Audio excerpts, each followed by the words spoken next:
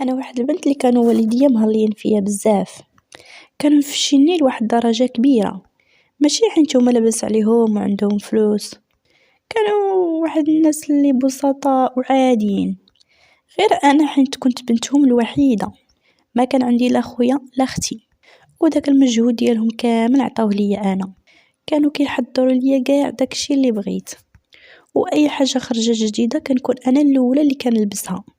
كنت مازال كنقرا داك الوقت وكانوا خداو ليا طونوبيل ودوزو ليا البيرمي، يعني داروا معايا واحد المجهود كبير غير باش نوصل وباش نكون باش نكون شي حاجة اللي هما اللي كانوا كيتمناوها، وكنت عزيزة عليهم بزاف، وحتى دابا مازال عزيزة عليهم الله يخليهم ليا.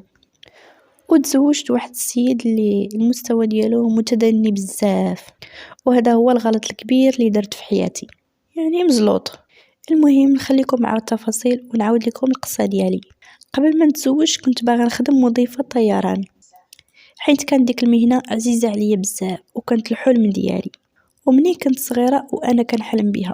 ملي شديت الباك قلت لهم والو، تخلصوا عليا ديك المدرسة نقرا فيها، ومساكن ما كانش عندهم حل، خلصوا عليا وقريت فيها لمدة عام ونص تقريبا، وتخرجت وكنقلب على خدمة، وكانت أصعب حاجة هي داك التقلاب على خدمة، والو واش تقدري تلقاي شي خدمة في داك الدومين، ما عرفتش واش بالنسبة لكلشي ولا غير أنا، مع العلم أنني كنت طويلة وكنت مهلية في راسي وكندير لي لونتي، وكنت واحد الإنسان اللي أنيقة بزاف، وداك الدومين كيف ما كتعرفوا كيبغي البنت تكون مهلية في راسها، وانا بيني وبينكم ما كنتش مقصرة من جهتي، وكنت كندير كل شي باش نبان زوينة.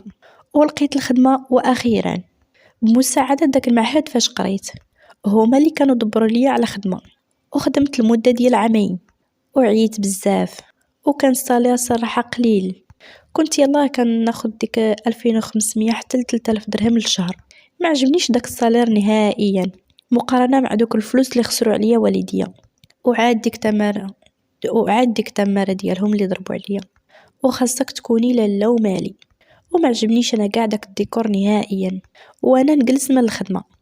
وناض بابا دار ليا واحد المحل صغير ديال المكياج وداكشي ديال مواد التجميل ديال العيالات، صافي. وعمامي حتى هما كانوا يعاونوني، حتى هما كانوا خدامين في التجاره، صافي. وبقيت خدامه مزيان، ودرت الكليان ودرت واحد لاباج في فيسبوك، ولاو كيعاونوني الناس، وصراحه كانت تحركوا عندي الفلوس والحمد لله، وعجبني الحال، واخا ما كان خاصني حتى شي خير مع والديا، عندي طوموبيلتي والفلوس اللي كنت كنربحها كانت غير فضل، وكنت عايشه واحد الحياه اللي زوينه بزاف الحمد لله. كنت كنسافر فين ما بغيت وندوز العطل فين ما بغيت ونمشي فين ما بغيت، واللي تشهيتها واللي بغيتها كنت كنشريها، وكنت مربيه واحد الهامستر صغير، وكنت كنمشي للسوق باش نشري ليه الماكله ديالو في واحد المحل اللي كنت ديما كنتقدى عنده الماكله ديال الهامستر ودوك السقوفه ديالو وكاع داكشي اللي كان كيحتاج داك الوقت، وما كنبدلوش، كنمشي عنده ديما،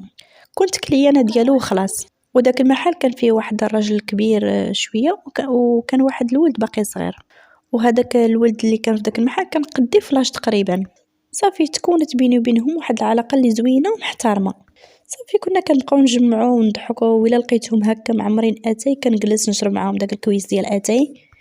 المهم كانت واحد العلاقه اللي زوينه بزاف ومحترمه، لدرجه انني ملي ما كنكونش مساليه كيجيبوا لي الماكله ديال الهامستر ديالي حتى لعندي المحل. واحد النهار هضر معايا داك الراجل الكبير، قال لي يا بنتي بغيت نهضر معاك في واحد الموضوع. قلت ليه مرحبا.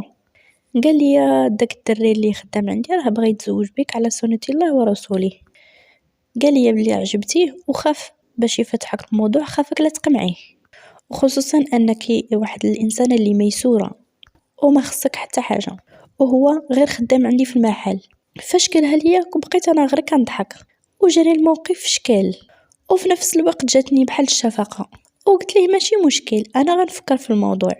مشيت للدار وبقيت كنفكر، واخا كان ماشي اول واحد هو غادي يطلب مني الزواج، كان جاوني عروض زواج بزاف، ولكن هو ما عرفتش، بقيت كنفكر فيه وكنقول ودابا هو غير خدام وجاي من واحد المدينة أخرى وغير كاري وما عنده حتى شي حاجة، وبغى يتزوج بيا. بقى فيا الصراحة وجاتني الشفقة من جهته، يعني أنا ماشي تعلقت فيه أولا حبيته أولا هاد الأحاسيس، وإنما كنت كنحس بشي بالشفقة، وأنا عارفة بلي كاينين بزاف ديال العيالات اللي كتكون فيهم هاد القضية.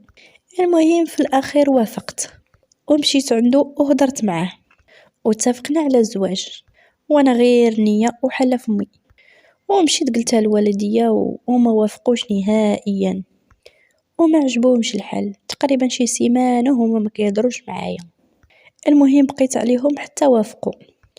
المهم مشيت خديت واحد الدار فرشتها من كل شيء وقديتها، وكنت خلصت لهم التسبيق ديال الكرا وديال الماء والضوء.